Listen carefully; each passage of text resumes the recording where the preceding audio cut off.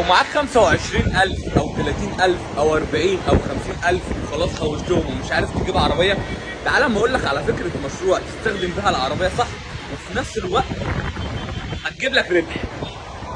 في شركة أو شركات يعني أوبر وكريم وديدي وندرايفر، كل الشركات اللي هي نازلة بقالها 5 سنين دي، وكان أولهم أوبر وكريم. عايز أقول لك إن الشركات دي ناجحة جدا لغاية دلوقتي، في ناس بيجيب عربيات منها، وأنا واحد من الناس.